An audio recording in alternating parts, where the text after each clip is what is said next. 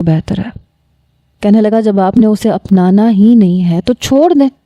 میری والدہ کہنے لگی یہ کیا بحث کر رہے ہو تم کھانے کی ٹیبل پہ؟ میں نے کہا آپ کو پتہ ہے یہ کیا چاہتا ہے؟ میری والدہ کہنے لگی کیا چاہتا ہے؟ میں نے کہا بتاؤ حمزہ کیا چاہتے ہو تم؟ کیوں اتنی تمہیں بے چینی ہے کہ میں رجا کو طلاق کیوں نہیں دے رہا؟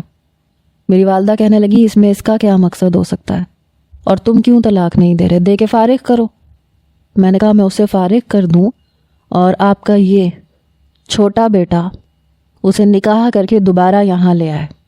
یہ سن کے میری ماں تو اگلا نوالا لینا بھول گئی۔ حمزہ کی طرف دیکھنے لگیں جو بڑے مزے سے کھانا کھا رہا تھا۔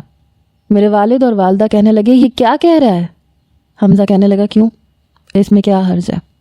بھائی جب رجا کو چھوڑنا چاہتے ہیں، نہیں رکھنا چاہتے، انہیں وہ غلط لگتی ہے تو ٹھیک ہے یہ چھوڑ دیں، میں نکاح کر لوں گا اس سے۔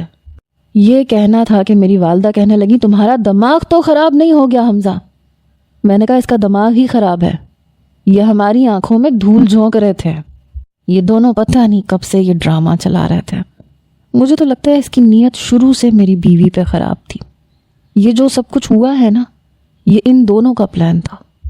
میری بات سن کے حمزہ نے ماتھے پہ بل ڈال کے مجھے دیکھا، کہنے لگا مجھے نہیں پتا تھا آپ اتنی سطحی سوچ رکھتے ہیں، لیکن خیر 8 دن میں نے بڑی مشکل سے انتظار کیا ہے۔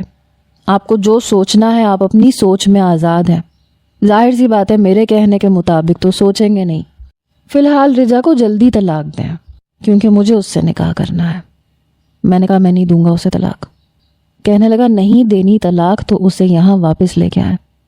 میں نے کہا میں اسے یہاں لے کے آؤں تاکہ تم، میری بات یہیں تک پہنچی تھی کہ وہ بول پڑا۔ کہنے لگا اگر آپ کی بیوی کی حیثیت سے آئے گی تو میرے لیے قابل احترام ہوگی، میری بھابھی ہوگی وہ، لیکن اگر آپ اسے طلاق دے دیتے ہیں تو پھر وہ میری بیوی کی حیثیت سے آئے گی، تب سوچ اور جذبات الگ ہوں گے۔ اس کی بات سن کے پتہ نہیں کیوں میرے اندر آگ لگ گئی۔ میں نے کہا آج کے بعد میں نے تمہارے منہ سے رجا کا نام سنا میں تمہارا منہ توڑ کے رکھ دوں گا۔ میں کرسی سے کھڑا ہوا اس کے پاس آ گیا۔ کہنے لگا کیوں نہ لونا؟ جب آپ نے رکھنا ہی نہیں ہے تو آپ کیا سمجھتے ہیں؟ کیا وہ ساری زندگی یوں ہی بیٹھی رہے گی؟ اس کی شادی کسی اور سے نہیں ہوگی کیا؟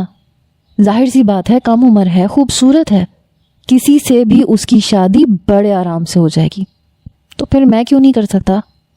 میں نے کہا نہیں تم نہیں کر سکتے، کوئی بھی نہیں کر سکتا کیونکہ میں اسے طلاق دوں گا ہی نہیں۔ میری والدہ کہنے لگی کیا تم لوگ آپس میں لڑ رہے ہو؟ حمزہ تم ایسا کچھ نہیں کرو گے، اور تم جانتے ہو میں نے تمہاری بچپن سے بات